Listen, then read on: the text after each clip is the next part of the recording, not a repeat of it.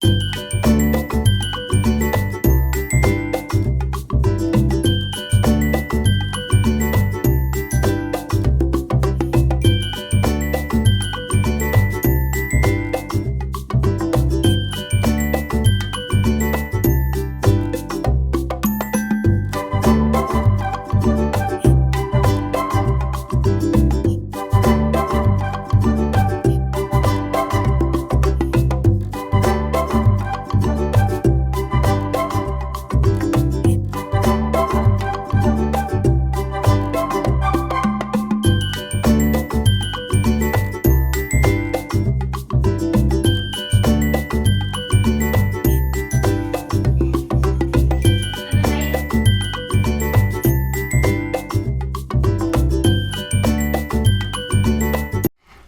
All, welcome back to Chitra Prarith vlogs.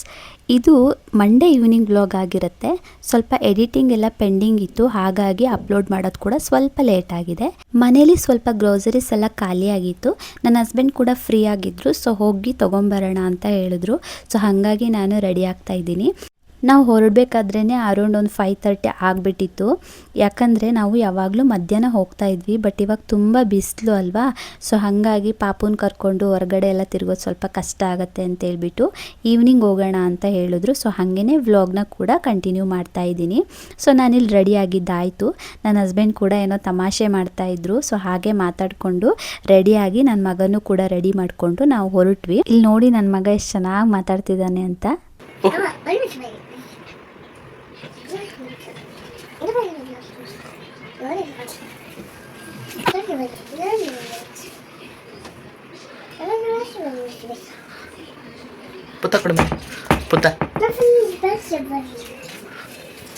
ನನ್ನ ಮಗ ಯಾವಾಗಲೂ ಅಷ್ಟೇ, ನಾವು ರೆಡಿ ಆಗಬೇಕಾದ್ರೆಲ್ಲ ಕನ್ನಡಿ ನೋಡಿಕೊಂಡು ಮಾತಾಡ್ತಾ ಇರ್ತಾನೆ. ಸೊ ನಾನು ನನ್ನ ಹಸ್ಬೆಂಡು ನೋಡ್ಕೊಂಡು ನಗಾಡ್ತಾ ಇರ್ತೀವಿ. ಹಾಗೆ ನನ್ನ ಹಸ್ಬೆಂಡ್ ಕೂಡ ತುಂಬ ವೀಡಿಯೋಸ್ ಎಲ್ಲ ಮಾಡ್ತಾ ಇರ್ತಾರೆ. ಅದೆಲ್ಲ ಒಂಥರ ಮೆಮೊರಿ ಅಲ್ವಾ, ತುಂಬ ಚೆನ್ನಾಗಿರುತ್ತೆ. ಅವನು ದೊಡ್ಡವನಾದಾಗ ಕೂಡ ಅವನಿಗೆ ತೋರಿಸ್ಬೇಕು ಅಂತ ಹೇಳ್ಬಿಟ್ಟು ತುಂಬಾ ವೀಡಿಯೋಸ್ ಎಲ್ಲ ಫನ್ನಿಯಾಗೆಲ್ಲ ವೀಡಿಯೋಸ್ ಮಾಡ್ತಾ ಇರ್ತಾರೆ.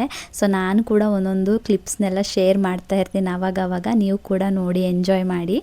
ಸೊ ಇದೆಲ್ಲ ಆಯಿತು, ಹೊರಟ್ವಿ. ಆಲ್ರೆಡಿ ತುಂಬಾ ಲೇಟಾಗಿ ಹೋಗಿದೆ. ಮನೆಗೆ ಬರಬೇಕಾದ್ರೆ ಇವತ್ತು ಎಷ್ಟೊತ್ತಾಗುತ್ತೆ ಏನೋ ಗೊತ್ತಿಲ್ಲ. ಸೊ ನೋಡೋಣ ಎಷ್ಟೊತ್ತಾಗುತ್ತೆ ಏನು ಎಂತ ಅಂತ.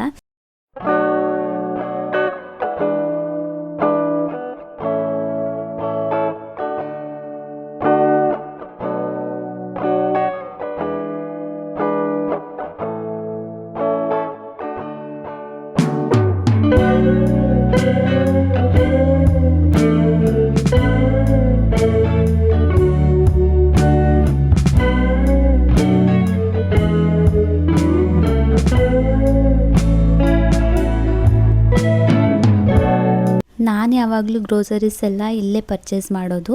ಫೈನ್ ವೇ ಮಾರ್ಟ್ ಅಂತ ಹೇಳ್ಬಿಟ್ಟು, ಇದು ಮಾದನಾಯಕನಹಳ್ಳಿಯಲ್ಲಿ ಲೊಕೇಟ್ ಆಗಿದೆ. ಸೊ ಇಲ್ಲಿ ತುಂಬಾ ರೀಸನಬಲ್ ಪ್ರೈಸ್ ಇರುತ್ತೆ. ಹಾಗೆಯೇ ನಾವು ಇಬ್ಬರೇ ಇರೋದ್ರಿಂದ ನಮಗೆ ಜಾಸ್ತಿ ಎಲ್ಲ ತೊಗೊಂಡು ಬಂದು ಗ್ರೋಸರೀಸ್ ಎಲ್ಲ ಇಟ್ಕೊಳ್ಳೋದು ಎಲ್ಲ ತುಂಬಾ ಒಂಥರ ಹಿಂಸೆ ಅನಿಸುತ್ತೆ. ನನಗೆ ಫ್ರೆಶ್ಶಾಗಿ ಯಾವಾಗಲೂ ತೊಗೊಳ್ತಾ ಇರಬೇಕು. ಸೊ ಖಾಲಿ ಆದಂಗೆ ನಾವು ಹೋಗ್ಬಿಟ್ಟು ತೊಗೊಳ್ತೀವಿ. ನಾನು ಯಾವುದೂ ಸ್ಟಾಕ್ ಇಟ್ಕೊಳ್ಳೋದಿಲ್ಲ ಮನೇಲಿ. ಇಲ್ಲಿ ಏನು ಅಂತ ಅಂದರೆ ಪುಟಾಣಿಯಾಗಿ ಪ್ಯಾಕ್ಗಳನ್ನ ಮಾಡಿ ಇಟ್ಟಿರ್ತಾರೆ, ತುಂಬ ಫ್ರೆಶ್ ಆಗಿರುತ್ತೆ. ನಾವಿಬ್ಬರೇ ಇರೋದ್ರಿಂದ ಎಷ್ಟು ಬೇಕೋ ಅಷ್ಟೇ ನಾನು ತೊಗೊಂಬಂದು ಇಟ್ಕೊಳ್ಳೋದು. ಈ ಥರ ಮನೇಲಿ ಇಬ್ಬರೇ ಇದ್ದಾಗೆಲ್ಲ ಜಾಸ್ತಿ ತೊಗೊಂಡೋಗಿ ಹಾಳು ಮಾಡೋದಕ್ಕಿಂತ ಈ ಥರ ಸ್ವಲ್ಪ ಎಷ್ಟು ಬೇಕು ಅಷ್ಟೇ ತೊಗೊಂಡೋಗಿ ಇಟ್ಕೊಳ್ಳೋದು ಒಳ್ಳೆಯದು. ಸೊ ನನಗೆ ಆ ಥರ ಅನಿಸುತ್ತೆ. ನಾನು ಅದೇ ಥರನೇ ಫಾಲೋ ಮಾಡೋದು ಯಾವಾಗ್ಲೂ. ನನ್ನ ಮಗ ಕೂಡ ಇಲ್ಲಿ ಎಲ್ಲರನ್ನೂ ಫ್ರೆಂಡ್ ಮಾಡ್ಕೊಂಡ್ಬಿಟ್ಟಿದ್ದಾನೆ. ನಾವು ಏನಂದರೆ ಖಾಲಿ ಆದಾಗೆಲ್ಲ ಹೋಗಿ ತೊಗೊಂಬರ್ತಾ ಇರ್ತೀವಿ, ಸ್ಟಾಕ್ ಇಟ್ಕೊಳ್ಳಲ್ಲ. ಸೊ ಹಾಗಾಗಿ ಯಾವಾಗಲೂ ಹೋಗ್ತಾ ಇರ್ತೀವಿ. ನನ್ನ ಮಗ ಕೂಡ ಅಲ್ಲಿ ಇರೋರ್ನೆಲ್ಲರನ್ನೂ ಪರಿಚಯ ಮಾಡಿಕೊಂಡು ಎಲ್ಲರೂ ಫ್ರೆಂಡ್ ಆಗಿಬಿಟ್ಟಿದ್ದಾರೆ. ಅವನು ಹೋದರೆ ಅಲ್ಲಿರೋರೆಲ್ಲ ತುಂಬ ಚೆನ್ನಾಗಿ ಮಾತಾಡಿಸ್ತಾರೆ ಅವನಿಗೆ. ಅವನಂತೂ ತುಂಬ ಖುಷಿಯಿಂದ ಆಟ ಆಡ್ತಾ ಇರ್ತಾನೆ. ಅಲ್ಲಿ ಡ್ರೈ ಫ್ರೂಟ್ಸು, ಚಾಕ್ಲೇಟ್ಸ್ ಎಲ್ಲ ಇಟ್ಟಿದ್ದಾರೆ. ನನ್ನ ಮಗನಿಗೆ ಚಾಕ್ಲೇಟ್ಸ್ ಎಲ್ಲ ಅಷ್ಟು ಪರಿಚಯ ಇಲ್ಲ, ಯಾಕಂದರೆ ನಾವು ಅವನಿಗೆ ಇನ್ನೂ ಕೊಟ್ಟಿಲ್ಲ. ಒಂದು 2 ವರ್ಷದವರೆಗಾದರೂ ಎಲ್ಲ ಅವಾಯ್ಡ್ ಮಾಡೋಣ ಅಂತೇಳ್ಬಿಟ್ಟು. ಆಮೇಲಂತೂ ಮಕ್ಕಳು ತಿನ್ನೋದು ಇದ್ದೇ. ಸೊ ಹಾಗಾಗಿ ಒಂದು 2 ವರ್ಷದ ತನಕನಾದರೂ ನಾವು ಅವಾಯ್ಡ್ ಮಾಡೋಣ ಅಂತೇಳ್ಬಿಟ್ಟು ಚಾಕ್ಲೇಟ್ಸು, ಬಿಸ್ಕೆಟ್ಸ್ ಎಲ್ಲ ಕೊಟ್ಟಿಲ್ಲ ಇನ್ನು. ನಾವು ಈ ಥರ ಹೊರಗಡೆ ಎಲ್ಲ ಶಾಪಿಂಗು ಎಲ್ಲ ಹೋದಾಗ ನನ್ನ ಹಸ್ಬೆಂಡೇ ನನ್ನ ಮಗನ ನೋಡ್ಕೊಳ್ತಾರೆ. ನಾನು ಏನು ಬೇಕು ಎಲ್ಲ ತೊಗೊಳ್ತೀನಿ. ನಾನು ಯಾವಾಗ್ಲೂ ಈ ಥರ ಗ್ರೋಸರಿ ಶಾಪಿಂಗಿಗೆ ಹೋಗುವಾಗ ಮುಂಚೆ ಮೊಬೈಲಲ್ಲಿ ಮೊಬೈಲಲ್ಲೇ ನೋಟ್ ಪ್ಯಾಡಲ್ಲಿ ಎಲ್ಲನೂ ನೋಟ್ ಮಾಡ್ಕೊಳ್ತೀನಿ, ಏನೆಲ್ಲ ಐಟಮ್ಸ್ ಬೇಕು ಮನೆಗೆ ಅಂತೇಳ್ಬಿಟ್ಟು. ಯಾಕಂದರೆ ಈ ಚಿಕ್ಕ ಚಿಕ್ಕ ಮಕ್ಕಳು ಇದ್ದಾಗ ಅವ್ರನ್ನ ಕರ್ಕೊಂಡು ನೆನಪು ಮಾಡಿಕೊಂಡು ನಾವೆಲ್ಲ ಗ್ರೋಸರೀಸ್ ತೊಗೊಳೋದು ತುಂಬಾ ಕಷ್ಟ. ನನ್ನ ಹಸ್ಬೆಂಡ್ಗೂ ತುಂಬ ಕಷ್ಟ ಆಗುತ್ತೆ. ಅವರು ನೋಡುವಷ್ಟು ನೋಡಿ ಅಲ್ಲಿ ಎಳ್ಳು ಉಂಡೆ ಇತ್ತು, ಅದನ್ನು ತೊಗೊಂಡು ಕಟ್ ಮಾಡಿಸ್ಕೊಂಡು ಅವನಿಗೊಂದು ಕೊಟ್ಟು ಕೂರಿಸಿದ್ರು. ನಾನು ಕೂಡ ಆವಾಗವಾಗ ಬಂದು ನೋಡ್ಕೊಂಡು ಹೋಗ್ತಾ ಇದ್ದೆ, ಏನು ಮಾಡ್ತಿದ್ದಾನೆ ಮಗ ಅಂತ ಹೇಳ್ಬಿಟ್ಟು. ಸೊ ಎಲ್ಲ ಗ್ರೋಸರೀಸ್ ಎಲ್ಲ ತೊಗೊಂಡು ಹಾಗೆ ನೋಟ್ ಮಾಡ್ಕೊಂಡಿದ್ದೆಲ್ಲ ಐಟಮ್ಸು ತೊಗೊಂಡ ಅಂತ ಹೇಳ್ಬಿಟ್ಟು ಒಂದು ಸಲ ಚೆಕ್ ಕೂಡ ಮಾಡಿಕೊಂಡೆ. ಅದಾದಮೇಲೆ ಸ್ವಲ್ಪ ಡ್ರೈ ಫ್ರೂಟ್ಸ್ ಎಲ್ಲ ಬೇಕಿತ್ತು, ಅದನ್ನು ಕೂಡ ನಾನಿಲ್ಲಿ ಪರ್ಚೇಸ್ ಮಾಡ್ತಾಯಿದ್ದೀನಿ. ನಾನು ಕೂಡ ಒಂದು ಎಳ್ಳು ಉಂಡೆ ನೋಡಿದೆ ಹೇಗಿದೆ ಅಂತ ಟೇಸ್ಟು, ತುಂಬ ಚೆನ್ನಾಗಿತ್ತು. ನನ್ನ ಮಗ ಅಂತೂ ಅಲ್ಲಿ ಓಡಾಡ್ತಾನೆ ಸಿಕ್ಕಾಪಟ್ಟೆ ಓಡಾಡ್ತಾನೆ. ಎಲ್ರೂ ಮಾತಾಡಿಸ್ಕೊಂಡು ಅಲ್ಲಿ ಶಾಪಿಂಗ್ ಮಾಡೋಕ್ಕೆ ಬಂದವ್ರನ್ನೆಲ್ಲ ಮಾತಾಡಿಸ್ತಾನೆ, ಅವರು ಇಟ್ಕೊಂಡಿರೋ ಟ್ರಾಲಿಗಳನ್ನೆಲ್ಲ ಎಳ್ಕೊಂಡು ಹೋಗ್ತಾನೆ. ತುಂಬ ಅಂದರೆ ತುಂಬ ತೀಟೆ, ತುಂಬ ತರಲೆ ಅವನು. ಸೊ ಅವನನ್ನು ಮೇಂಟೈನ್ ಮಾಡೋಷ್ಟರಲ್ಲಿ ನಮಗೆ ಹೊರಗಡೆ ಹೋದಾಗ ಸಾಕಾಗತ್ತೆ. ಈ ಥರ ಚಿಕ್ಕ ಮಕ್ಕಳು ಇದ್ದವ್ರಿಗೆಲ್ರಿಗೂ ಗೊತ್ತಿರುತ್ತೆ ಎಷ್ಟು ಕಷ್ಟ ಅದು ಅಂತೇಳ್ಬಿಟ್ಟು. ಸೊ ಹಾಗಾಗಿ ನಾವು ಕೂಡ ಸ್ವಲ್ಪ ಶಾಪಿಂಗ್ ಮಾಡೋದೆಲ್ಲ ಸ್ವಲ್ಪ ಕಡಿಮೆ ಮಾಡಿದ್ದೀವಿ, ಅವ್ನು ಸ್ವಲ್ಪ ದೊಡ್ಡ ಆಗಲಿ, ಅವನಿಗೂ ಸ್ವಲ್ಪ ಎಲ್ಲ ತಿಳುವಳಿಕೆ ಬರಲಿ ಅಂತ ಹೇಳ್ಬಿಟ್ಟು. ಸೊ ಶಾಪಿಂಗ್ ಎಲ್ಲ ಆಯಿತು. ಇದಾದಮೇಲೆ ಬಿಲ್ ಕೂಡ ಮಾಡಿಸ್ತಾ ಇದ್ದೆ. ತುಂಬಾ ಜನ ಇದ್ದರು ಇವತ್ತು. ಸ್ವಲ್ಪ ಬಿಲ್ ಮಾಡಿಸೋದು ಸ್ವಲ್ಪ ಲೇಟಾಗಿ ಹೋಯ್ತು. ನಾನು ಕೂಡ ಬಿಲ್ ಮಾಡಿಸ್ಕೊಂಡು ಅಲ್ಲಿಂದ ಹೊರಟ್ವಿ. ಅಲ್ಲಿ ಆಚೆ ಕಡೆ ಬರುವಾಗ ಅಲ್ಲೊಬ್ಬರು ಸೆಕ್ಯೂರಿಟಿ ಇರ್ತಾರೆ ಯಾವಾಗ್ಲೂ. ನನ್ನ ಮಗ ಅಲ್ಲಿ ಬರುವಾಗ ಅವ್ರನ್ನ ಮಾತಾಡಿಸ್ಕೊಂಡು ಯಾವಾಗಲೂ ಅವ್ರಿಗೆ ಬಾಯ್ ಮಾಡಿನೇ ಬರೋದು. ಆ ಕ್ಲಿಪ್ನ ಕೂಡ ನಾನಿಲ್ಲಿ ಆ್ಯಡ್ ಮಾಡಿದ್ದೀನಿ ನೋಡಿ.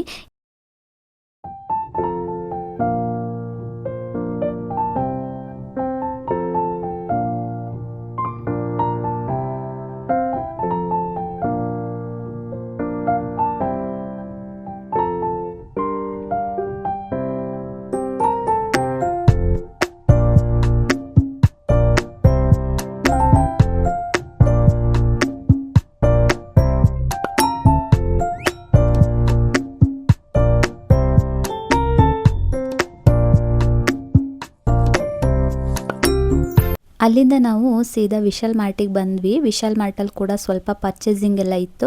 ಸೊ ಹಾಗಾಗಿ ಅಲ್ಲಿಗೂ ಕೂಡ ಬಂದಿದ್ವಿ. ಇಲ್ಲೂ ನನ್ನ ಮಗನಿಗೆ ಎಲ್ಲರೂ ಫ್ರೆಂಡ್ಸ್ ಆಗಿಬಿಟ್ಟಿದ್ದಾರೆ, ಯಾವಾಗಲೂ ಹೋಗ್ತಾ ಇರ್ತೀವಲ್ವ. ಸೊ ಹಾಗಾಗಿ ಎಲ್ಲರೂ ಫ್ರೆಂಡ್ಸ್ ಆಗಿಬಿಟ್ಟಿದ್ದಾರೆ. ಅಲ್ಲಿ ಬಂದರೆ ಇವನು ಈ ಸೂಟ್ಕೇಸ್ ಇರುತ್ತಲ್ಲ, ಇದನ್ನು ತೊಗೊಂಡು ಓಡಾಡ್ತಿರ್ತಾನೆ, ಎಲ್ಲ ಕಡೆ ಆಟ ಆಡಿಕೊಂಡು ಇರ್ತಾನೆ. ಅವನಿಗೆ ಇವತ್ತು ಫ್ರೆಂಡ್ಸ್ ಬೇರೆ ಸಿಕ್ಬಿಟ್ಟಿದ್ರು, ಯಾರೋ ಒಂದು ಹುಡುಗಿ ಸಿಕ್ಬಿದ್ಲು ಆಯಿತಾ, ಅವಳ ಜೊತೆಗಂತೂ ಆಟ ಆಡ್ಕೊಂಡಿದ್ದ. ಆ ಕ್ಲಿಪ್ಸ್ನ ಕೂಡ ನಾನಿಲ್ಲಿ ಆ್ಯಡ್ ಮಾಡಿದ್ದೀನಿ. ತುಂಬ ಫನಿ ಅಂತ ಅನ್ನಿಸ್ತಾ ಇತ್ತು, ತುಂಬ ಖುಷಿ ಅಂತ ಅನ್ನಿಸ್ತಾ ಇತ್ತು. ನನ್ನ ಹಸ್ಬೆಂಡ್ ಎಲ್ಲನೂ ಕ್ಯಾಪ್ಚರ್ ಮಾಡಿದರು. ಸೊ ಹಾಗಾಗಿ ಅದನ್ನು ಕೂಡ ಆ್ಯಡ್ ಮಾಡಿದ್ದೀನಿ. ಇಲ್ಲಿ ಎಲ್ಲರೂ ಪರಿಚಯ ಇರೋದ್ರಿಂದ ನನ್ನ ಮಗನ ಬಿಟ್ಬಿಟ್ಟು ನಾವು ಆರಾಮಾಗಿ ಶಾಪಿಂಗ್ನ ಮುಗಿಸ್ಕೊಬೋದು. ಬಟ್ ನನ್ನ ಹಸ್ಬೆಂಡ್ ಯಾವಾಗಲೂ ನೋಡ್ತಾನೆ ಇರ್ತಾರೆ. ನಾನು ಏನು ಬೇಕೋ ಎಲ್ಲ ಶಾಪಿಂಗ್ ಮಾಡಿಕೊಂಡೆ. ಹೊರಗಡೆ ಕರ್ಕೊಂಡೋದ್ರೆ ನನ್ನ ಮಗ ಅಂತೂ ತುಂಬಾ ಆಟ ಆಡ್ತಾನೆ, ತುಂಬಾ ಓಡಾಡಿಸ್ತಾನೆ. ನನ್ನ ಹಸ್ಬೆಂಡ್ಗಂತೂ ಹೊರಗೆ ಹೋಗಿ ಬರೋ ಅಷ್ಟರಲ್ಲಿ ಸಾಕಾಗತ್ತೆ. ಅವ್ನು ನೋಡಿ ಇಲ್ಲಿ ಎಷ್ಟೊಂದು ತುಂಟತನ ಮಾಡ್ತಾನೆ ಅಂತೇಳ್ಬಿಟ್ಟು. ಅಲ್ಲಿ ಅವರು ಫ್ರೆಂಡ್ಸ್ ಸಿಕ್ಬಿಟ್ಟಿದ್ರು. ಸೊ ಅವರು ಈ ಥರ ಓಡಿಸ್ಕೊಂಡು ಹೋಗ್ತಾ ಇದ್ದಾನೆ. ಅವರು ನೋಡಿ ಕಂಗಾಲಾಗಿ ಓಡ್ತಾ ಇದ್ದಾರೆ. ಸೊ ಆ ಕ್ಲಿಪ್ನ ಕೂಡ ಹಾಕಿದ್ದೀನಿ ಇಲ್ಲಿ, ನೋಡಿ ಎಂಜಾಯ್ ಮಾಡಿ.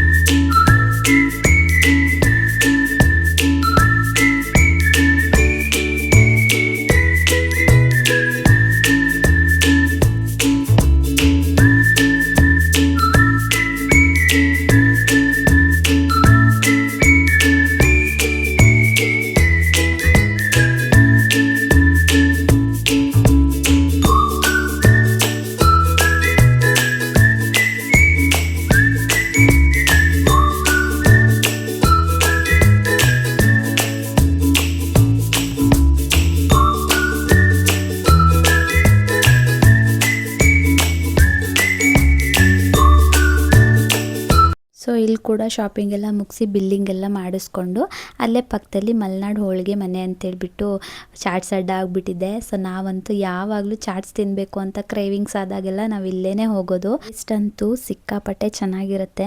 ಸೊ ನಾವು ಯಾವಾಗ್ಲೂ ಇಲ್ಲಿ ಒಂದು ಮಸಾಲೆ ಪುರಿ ತೊಗೊಳ್ತೀವಿ. ನನ್ನ ಹಸ್ಬೆಂಡ್ ಚಾಟ್ಸ್ ಎಲ್ಲ ಅಷ್ಟೊಂದು ತಿನ್ನಲ್ಲ, ಇಷ್ಟಪಡ್ತಾರೆ ಬಟ್ ಜಾಸ್ತಿ ಎಲ್ಲ ತಿನ್ನೋದಕ್ಕೆ ಹೋಗಲ್ಲ. ನಾವು ಯಾವಾಗಲೂ ಒಂದು ತೊಗೊಂಡು ಶೇರ್ ಮಾಡಿ ತಿಂತೀವಿ. ಇದು ನಮಗೊಂಥರ ಅಭ್ಯಾಸ ಆಗೋಗ್ಬಿಟ್ಟಿದೆ. ಸೊ ಅದು ಜಾಸ್ತಿ ತಿಂದ್ರೇನು ಸ್ವಲ್ಪ ಹೆಲ್ತ್ಗೂ ಒಳ್ಳೇದಲ್ಲ ಅಲ್ಲ. ಸೊ ಹಾಗಾಗಿ ನಾವು ಒಂದು ತೊಗೊಂಡ್ಬಿಟ್ಟು ನಾವು ಯಾವಾಗಲೂ ಅದರಲ್ಲೇ ಶೇರ್ ಮಾಡಿ ತಿಂತೀವಿ. ನನ್ನ ಮಗಂಗಂತೂ ಮಸಾಲೆ ಪುರಿ ಅಂದರೆ ತುಂಬಾ ಇಷ್ಟ. ಸೊ ಅವನಿಗೇನು ಜಾಸ್ತಿ ಕೊಡಲ್ಲ, ಬಟ್ ಆ ಸ್ಪೂನೆಲ್ಲ ಹಾಕಿಬಿಟ್ಟು ನಮಗೆ ತಿನ್ನಿಸೋದು, ಅವನು ಕೂಡ ಸ್ವಲ್ಪ ತಿನ್ನೋದು ಆ ಥರ ಮಾಡ್ತಾನೆ. ಸೊ ಜಾಸ್ತಿ ಎಲ್ಲ ಏನು ತಿನ್ನಿಸಲ್ಲ, ಸ್ವಲ್ಪ ಸ್ವಲ್ಪನೇ ತಿನ್ನಿಸ್ಕೊಂಡು ಅವನಿಗೆ ಇಲ್ಲಿ ಕೊಡೋ ಪಾನಿ ಅಂದರೆ ಸಿಕ್ಕಾಪಟ್ಟೆ ಇಷ್ಟ ಆಯಿತಾ. ಅದನ್ನಂತೂ ಎಷ್ಟು ಚೆನ್ನಾಗಿ ಕುಡಿತಾನೆ ಅಂದರೆ ನಾವು ಮನೇಲಿ ಏನು ಮಾಡಿಕೊಟ್ರು ಅದು ವೇಸ್ಟ್ ಅಂತಲೇ ಹೇಳ್ಬೋದು. ಈ ಮಸಾಲೆ ಪುರಿ ಮಾತ್ರ ಸಿಕ್ಕಾಪಟ್ಟೆ ಚೆನ್ನಾಗಿರುತ್ತೆ. ನೀವೇನಾದರೂ ಅಲ್ಲೇ ನಿಯರ್ ಇದ್ದರೆ ಒಂದ್ಸಲ ಇಲ್ಲಿ ವಿಸಿಟ್ ಮಾಡಿ ಟೇಸ್ಟ್ ನೋಡಿ, ತುಂಬಾ ಚೆನ್ನಾಗಿರುತ್ತೆ. ಇದು ಯಾವುದೇ ಥರ ಪ್ರಮೋಷನ್ ವಿಡಿಯೋ ಅಂತೂ ಖಂಡಿತ ಅಲ್ಲ, ಆ ಥರ ತಿಳ್ಕೊಬೇಡಿ. ನಾವು ಇಲ್ಲಿ ಯಾವಾಗ್ಲೂ ಬಂದು ತಿನ್ನೋದ್ರಿಂದ ನಾನು ಇದನ್ನು ಶೇರ್ ಮಾಡ್ತಾ ಇದ್ದೀನಿ ಅಷ್ಟೇ. ತುಂಬ ಚೆನ್ನಾಗಿರುತ್ತೆ. ನಾವು ಅಲ್ಲಿ ಇಲ್ಲಿ ಹೋಗಿ ದುಡ್ಡು ಕೊಟ್ಟು ತಿಂತೀವಿ, ಬಟ್ ಟೇಸ್ಟ್ ಚೆನ್ನಾಗಿರಲ್ಲ.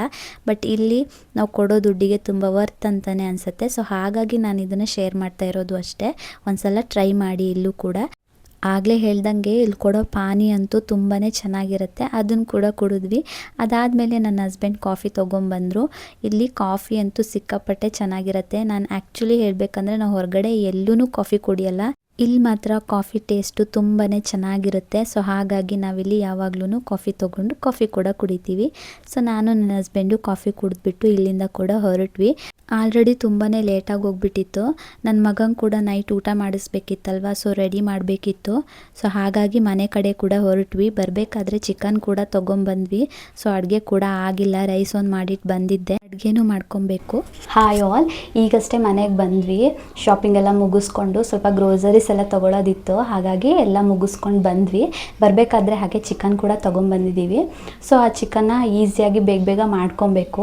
ಆಗಲೇ ಟೈಮು 9 o'clock ಆಗೋಗ್ಬಿಟ್ಟಿದೆ. ಸೊ ಬೇಗ ಚಿಕನ್ ರೆಸಿಪಿ ಕೂಡ ಮಾಡ್ಕೊಬೇಕು. ಈಸಿಯಾಗಿ ಹೇಗೆ ಮಾಡ್ಕೊಳ್ಳೋದು ಅಂತ ಹೇಳ್ಬಿಟ್ಟು ಅದನ್ನು ಕೂಡ ಶೇರ್ ಮಾಡೋಣ ಅಂತ ನಾನು ಈ ವಿಡಿಯೋನ ಮಾಡ್ತಾಯಿದ್ದೀನಿ. ನಾವು ಬರಬೇಕಾದ್ರೆ ಹಾಗೆ ಟೊಮ್ಯಾಟೊ, ಪುದೀನ ಸೊಪ್ಪು, ಕೊತ್ತಂಬರಿ ಸೊಪ್ಪು, ಕರಿಬೇವಿನ ಸೊಪ್ಪು, ಲೆಮನ್ನು ಎಲ್ಲ ಕೂಡ ತೊಗೊಂಬಂದಿದ್ವಿ ಅಲ್ಲ. ಸೊ ಅದನ್ನು ಕೂಡ ಬೇಗ ಕ್ಲೀನ್ ಮಾಡಿ ಇಟ್ಕೊಂಡ್ಬಿಡೋಣ. ಅದಾದಮೇಲೆ ಅಡುಗೆ ಶುರು ಮಾಡೋಣ ಅಂತ ಹೇಳ್ಬಿಟ್ಟು ಬೇಗ ಎಲ್ಲ ಕ್ಲೀನ್ ಮಾಡ್ಕೊಳ್ತಾ ಇದ್ದೀನಿ. ಸೊ ಈ ಸೊಪ್ಪೆಲ್ಲ ಕ್ಲೀನ್ ಮಾಡೋದು ಸ್ವಲ್ಪ ಟೈಮ್ ಹಿಡ್ದೇ ಹೋಗುತ್ತೆ. ಸೊ ಟೈಮ್ ಕೂಡ ಜಾಸ್ತಿನೇ ಆಗೋಯ್ತು. ನನ್ನ ಮಗಂಗೂ ಕೂಡ ಹಶುವಾಗ್ತಾ ಇರುತ್ತೆ, ಅವನಿಗೆ ಕೂಡ ಊಟ ರೆಡಿ ಮಾಡಬೇಕು. ಸೊ ಹಾಗಾಗಿ ಎಲ್ಲ ಬೇಗ ಕ್ಲೀನ್ ಮಾಡಿ ಇಟ್ಕೊಂಡ್ಬಿಡೋಣ, ಆಮೇಲೆ ಅಡುಗೆ ಶುರು ಮಾಡಿಕೊಂಡ್ರೆ ಆರಾಮಾಗುತ್ತಲ್ಲ ಅಂತ ಹೇಳ್ಬಿಟ್ಟು ನಾನು ಕೂಡ ಇಲ್ಲಿ ಬೇಗ ಕಟ್ ಮಾಡಿ ಎಲ್ಲ ಹಾಕ್ಕೊಳ್ತಾ ಇದ್ದೀನಿ.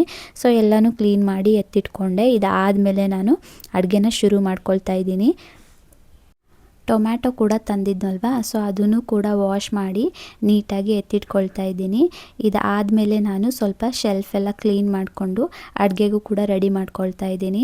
ಅಡುಗೆಗೆ ರೆಡಿ ಮಾಡ್ಕೊಳ್ಳೋಣ ಅಂತೇಳ್ಬಿಟ್ಟು ಫಸ್ಟು ಟೊಮ್ಯಾಟೊ, ಈರುಳ್ಳಿ ಎಲ್ಲ ಹೆಚ್ಕೊಂಡ್ಬಿಡೋಣ ಅಂತೇಳ್ಬಿಟ್ಟು ಟೊಮ್ಯಾಟೊ ಮತ್ತು ಈರುಳ್ಳಿನ ಕೂಡ ಕಟ್ ಮಾಡ್ಕೊಳ್ತಾ ಇದ್ದೀನಿ. ನಾನಿಲ್ಲಿ 2 ಹುಳಿ ಟೊಮ್ಯಾಟೊ ತೊಗೊಂಡಿದ್ದೀನಿ. ನೀವು ಆ್ಯಪಲ್ ಟೊಮ್ಯಾಟೊ ಬೇಕಾದರೆ ಅದನ್ನೇ ತೊಗೊಳ್ಬೋದು. ನಮ್ಮ ಮನೇಲಿ ಹುಳಿ ಟೊಮ್ಯಾಟೊ ಇತ್ತು, ಸೊ ಹಾಗಾಗಿ ಅದನ್ನೇ ತೊಗೊಳ್ತಿದ್ದೀನಿ. ಇದನ್ನು ಸ್ಲೈಸ್ ಆಗಿ ಈ ಥರ ಉದ್ದುದವಾಗಿ ಕಟ್ ಮಾಡ್ಕೊಳ್ತಿದ್ದೀನಿ. ಇದಾದಮೇಲೆ ಒಂದು ಮೀಡಿಯಮ್ ಸೈಜ್ನ ಈರುಳ್ಳಿನ ಕೂಡ ತೊಗೊಂಡಿದ್ದೀನಿ, ಅದನ್ನು ಕೂಡ ಚಿಕ್ಕದಾಗಿ ಕಟ್ ಮಾಡ್ಕೊಳ್ತೀನಿ. ಈ ಥರ ಕೋಳಿ ಸಾರನ್ನ ಈಸಿಯಾಗಿ ಆರಾಮಾಗಿ ಮನೇಲೇ ಮಾಡ್ಕೊಬೋದು. ಯಾರು ಕೂಡ ಬೇಕಾದರೂ ಟ್ರೈ ಮಾಡ್ಬೋದು, ಬೇಗನೆ ಆಗೋಗ್ಬಿಡುತ್ತೆ.